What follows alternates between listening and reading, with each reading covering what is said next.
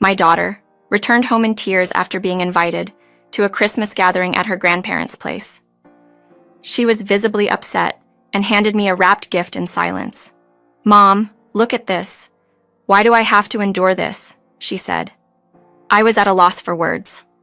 Upon opening the package, I realized it was inappropriate for a child. Alarmed, I immediately reported the incident to the police, leading to the exposure and subsequent upheaval caused by the gift giver's actions. This incident stirred significant family drama, and the person responsible faced severe consequences. At 45, and with a younger husband working in the same company, I embarked on a new career path at my 34 after a derogatory comment from a previous employer. My current workplace prizes ability over age or gender, and my husband, then my supervisor, showed me great support. We quickly married and now have a 4th-grade daughter, a gentle soul who loves to read and shows kindness to all. My relationship with my husband's sister, however, is strained. Despite my good relations with my in-laws, she disapproves of me for being older than my husband and mocks our quick marriage. Her derogatory comments about my age and the physical changes from pregnancy were hurtful, yet I tried to remain unaffected for my peace of mind. Her attitude changed only when she had a quick wedding and moved away, reducing our interactions and sparing me from her taunts. This shift allowed me to focus on welcoming our daughter into the world, despite the challenges of childbirth. The birth of our daughter, although difficult, marked a joyful milestone in our lives, free from the negativity that once clouded our happiness. Gaining strength from my husband's unwavering support and encouraging words was pivotal during the birth of our daughter.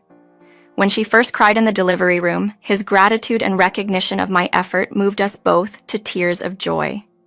However, 5 months after our daughter's arrival, my sister-in-law gave birth to a boy and resumed her visits to our home, each trip taking an hour.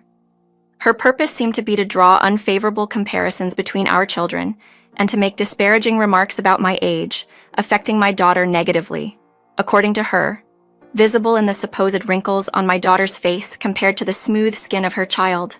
Amidst adjusting to the demands of new parenthood, I found myself astounded by her audacity. She would arrive, empty-handed, not bringing any baby essentials, and leave with diapers and formula, claiming she wanted to avoid running out. This behavior puzzled me greatly. It was as if her primary motive for visiting was to belittle me and then take supplies as though it were her right. Eventually, her visits ceased, thanks to her husband's job requiring them to move to a different state. This brought a brief period of tranquility until our daughter began elementary school and discovered her cousin was also enrolled. Despite our strained familial relationship, our daughter and her cousin developed a warm friendship. She, being older, kind, and sincere, looked after him. He became quite popular among his peers. By the 3rd grade, they were in the same class, and my daughter received recognition for a summer project reading Reflection, which was even published in the local newspaper. This achievement became a topic of conversation among family and relatives, especially during a visit to my in-laws. On this occasion, many relatives gathered, possibly because of my daughter's accolade. However, my sister-in-law seemed unsettled by our family receiving attention. She complained it was unfair, claiming the celebrated book was meant for her son, despite the truth that the children had exchanged books by mutual agreement. After reading both options, they decided together on which book report to write, showing a collaborative spirit that my nephew appreciated. This incident highlighted the children's ability to share and support each other, contrasting sharply with the adults' conflicts and misunderstandings. My nephew had a preference for the book my daughter read first, and graciously, she allowed him to choose it. When I shared this story, my sister-in-law wrongfully accused me of composing the award-winning Reflection for my daughter, perhaps recalling that I enjoyed writing novels during my college days, a fact she likely learned from my husband. Unbeknownst to me, she was also maliciously spreading rumors at the school, insinuating that I had used personal connections with the competition judges to unfairly advantage my daughter's submission.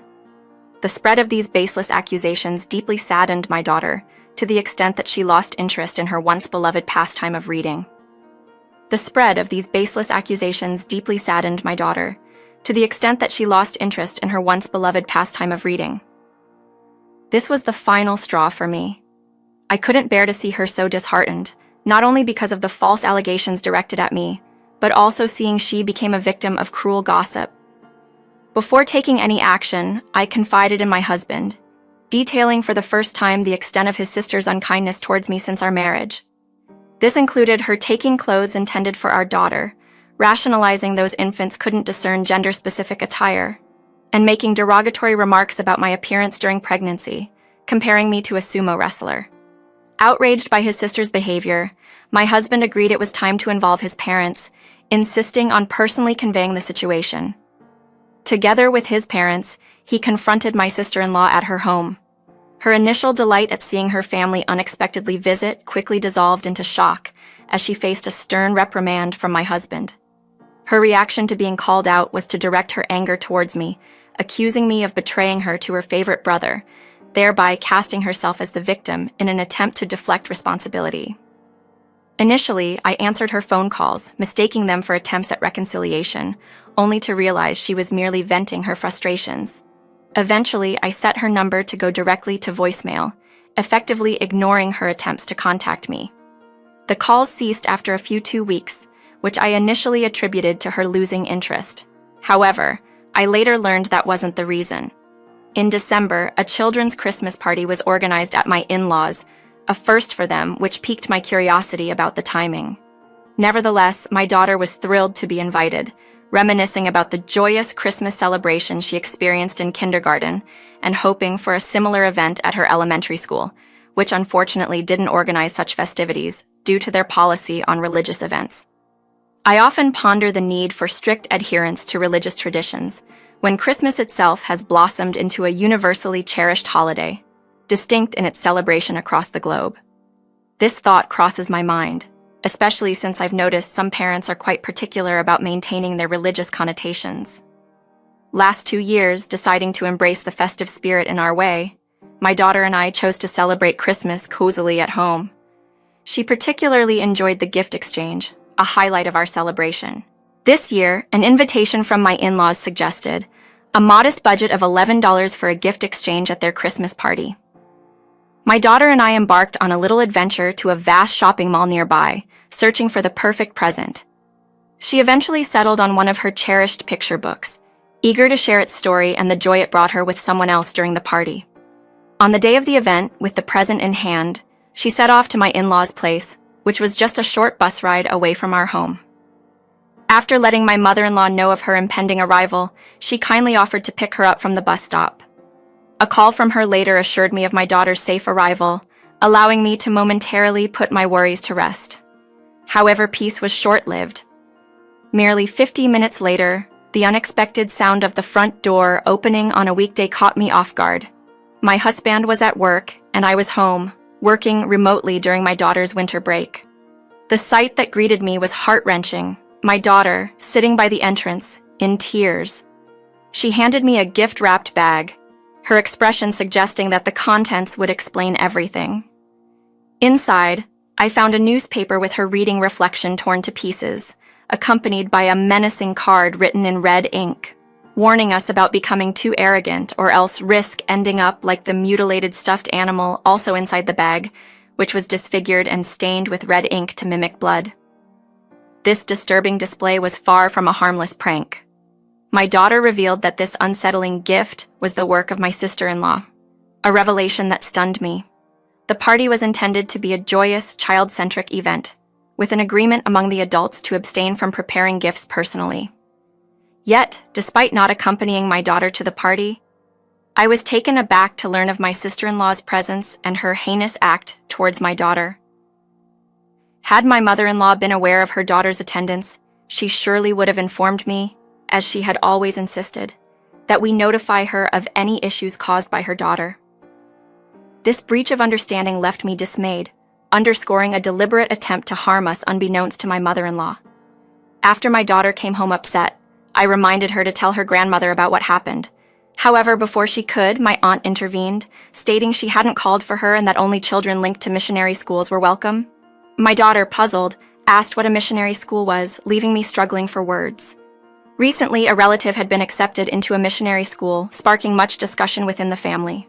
My sister-in-law's son attended a missionary kindergarten, and we'd heard tales of relatives unaware they were connected to such schools until enrollment. Our choice was different. We opted for a local kindergarten and public elementary school for our daughter. It seemed my sister-in-law used this as another opportunity to belittle my daughter. Distressed by the threatening gift my daughter received, I rushed to the police station, insisting on the seriousness of the threat despite initial reluctance from the police to intervene, suggesting it be resolved as a family matter. Thankfully, a female officer recognized the gravity of the situation, acknowledging that threats and violence within families are indeed reportable offenses. She empathized with our fear and took immediate action by promising to visit my sister-in-law with a warning. That evening, when my husband came home, I recounted the day's events. Outraged, he condemned his sister's spiteful actions and contacted his parents, who were hosting the Christmas party yet claimed ignorance of the incident. They speculated my sister-in-law might have sneaked in through an unlocked back door. While my mother-in-law was preoccupied with other responsibilities, the party was left in the hands of the younger family members. Following the police officer's stern warning to my sister-in-law about the consequences of her actions, my in-laws, disturbed by the possibility of criminal behavior, arranged a family meeting to discuss the matter. At the meeting held at my in-laws' house, my sister-in-law and her husband arrived late, with her visibly displeased and unrepentant about the police involvement, while her husband appeared uninformed about the meeting's purpose. This situation underscored the seriousness of the issue, prompting a collective family discussion on how to move forward and address the underlying tensions. When my sister-in-law's husband was finally made aware of his wife's actions towards our family, his shock was palpable. He had been completely oblivious to the extent of the situation until then. Offering his apologies to us, he seemed genuinely remorseful, a stark contrast to my sister-in-law, who remained defiant and unapologetic. Her rationale, that the lack of arrest by the police equated to innocence, left everyone speechless, showcasing a level of denial that was hard for us to comprehend. In a surprising turn of events, he announced his decision to divorce her. This revelation stunned us all, as there were no outward signs of trouble in their marriage. Explaining his decision, he shared a history of enduring her behavior, which had escalated from neglecting household duties and childcare to causing a fear due to carelessness. Her obsession with appearances led to multiple unnecessary moves, each driven by her vanity and the desire to maintain a certain social status rather than actual job requirements. Their moves were often justified by her ambitions for their son, like attempting to enroll him in prestigious kindergartens, which only ended in disappointment and further embarrassment. Eventually, they settled for a public elementary school, a choice driven by their son's preference, supported by his father against his wife's initial reluctance. The husband's decision to divorce was not sudden, but a culmination of years of frustration, now expedited by her recent harassment. Caught off guard by the divorce announcement, my sister-in-law attempted a feeble apology, seemingly in a last-ditch effort to reverse the situation, claiming her actions were merely jokes or pranks.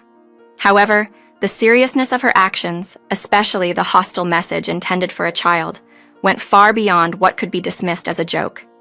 Such behavior, which could instill fear even in adults, was indefensible and highlighted the irreparable breach of trust within the family. I confronted her, highlighting the gap between her actions and the instincts of a nurturing parent.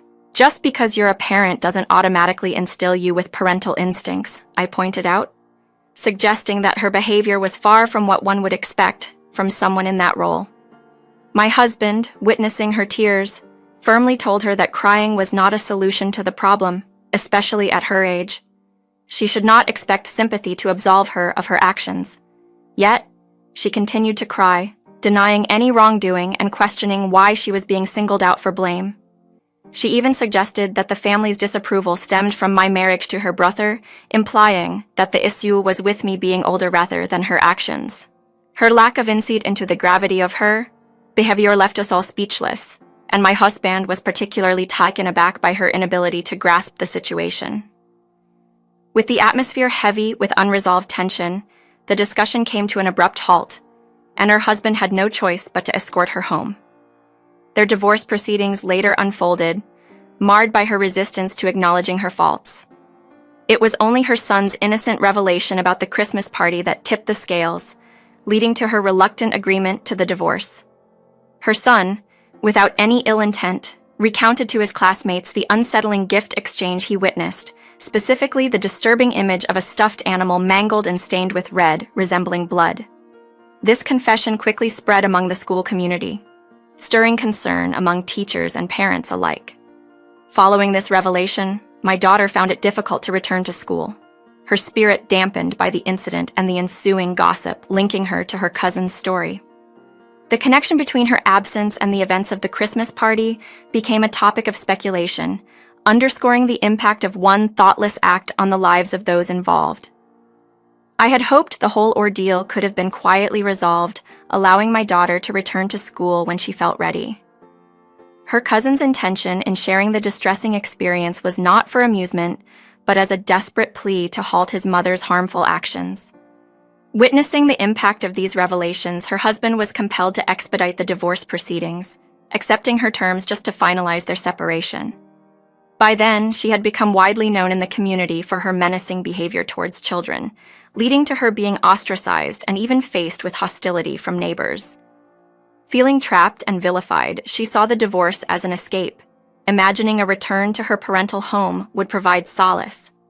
However, her estranged husband remained firm on retaining custody of their son, a decision she accepted without much fight, coldly declaring her indifference towards her son as she planned to remarry, stating children were an inconvenience to her plans. Her cruel words were met with her son's brave rejection.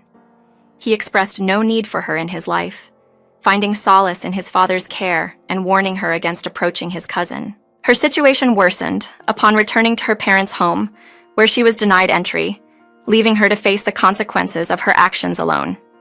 Her downward spiral led her into precarious situations for basic needs, accumulating debt from unsavory sources, and eventually, she vanished from our lives.